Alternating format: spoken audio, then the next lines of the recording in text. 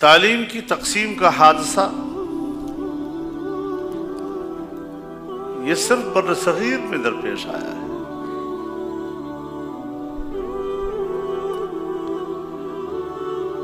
اور تعلیم کی تقسیم کا یہ حادثہ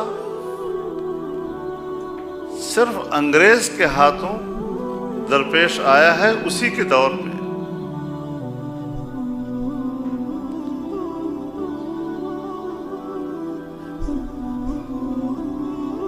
1857 کی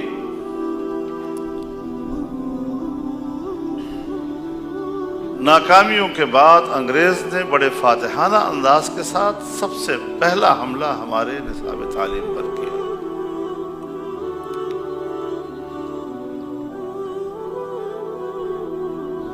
اب ظاہر ہے سرکار کے زیر انتظام علی گڑھ میں جب پہلا مدرسہ قائم ہوا تو 3 سے 4 مضامین اس نصاب سے خارج کر دیے گئے. قرآن کی تعلیم، حدیث کی تعلیم، فقہ کی تعلیم اور فارسی زبان کی تعلیم. فارسی زبان برصغیر کی سرکاری زبان ہوا کرتی تھی اور ہمارے وقت تک ہم باقاعدہ مدارس میں فارسی پڑھتے تھے، فارسی کتابیں پڑھتے تھے.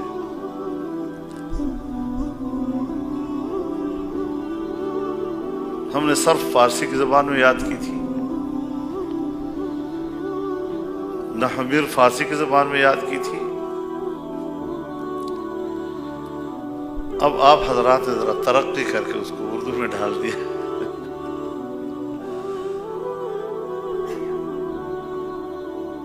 ہمارے تمام اکابرین کی تاریخ آپ پڑھ لیں.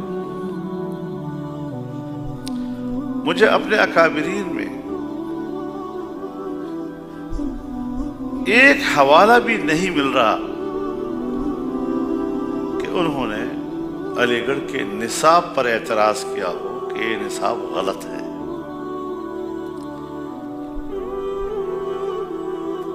انہوں نے صرف یہ کہا کہ برصغیر کے لوگوں کو اور مسلمانوں کو آپ ان علوم سے کیوں محروم کر رہے ہیں، ان کو نصاب سے کیوں باہر کر دیا ہے.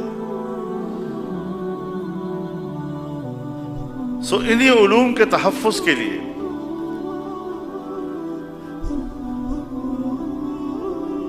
دیوبند قصبے میں مدرسہ قائم کیا گیا. ہندوستان میں 4 طرح کے مناہج تعلیم متعارف ہوئے.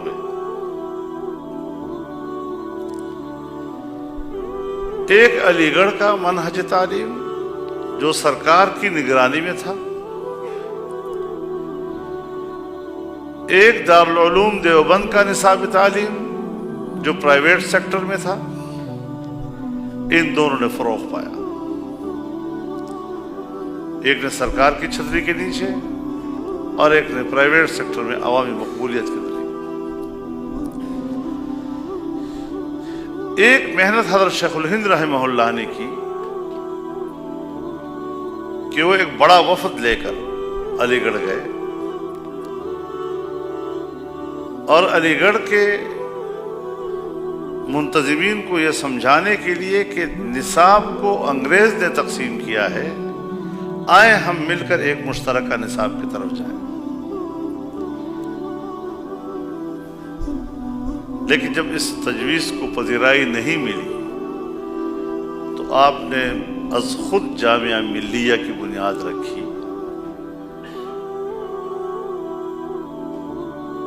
اور آج بھی جامعہ ملیہ دلی کا ایک بہت بڑا عظیم الشان ادارہ ہے.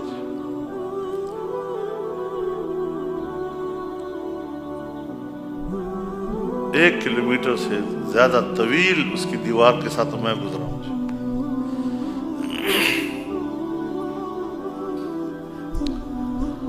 لیکن وہ ایک جامعہ ملیہ تک ہی محدود رہا. اور چوتھا منصب تھا ندوۃ العلماء لکھنؤ کا.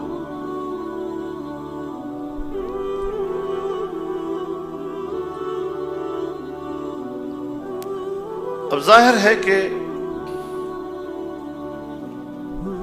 پاکستان بنا تو ظاہر ہے کہ پاکستان تو اسلام کے نام پر بنا اور مسلمانوں کے لیے بنا.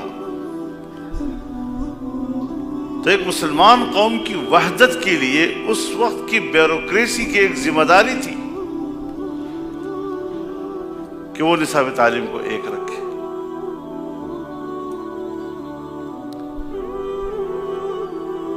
حضرت مولانا مفتی محمد تقی صاحب عثمانی، حضرت مولانا مفتی محمد رفیع صاحب عثمانی،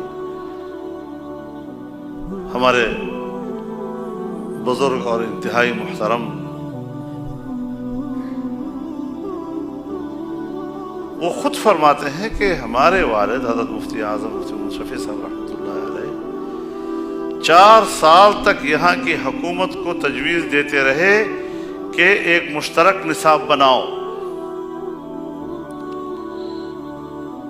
اب ہم ہندوستان میں نہیں ہیں، ہم نے ملک بنایا ہے، یہاں ایک مسلمان قوم رہ رہی ہے. 4 سال انتظار کے بعد جب وہ مایوس ہوئے تو تب جا کر انہوں نے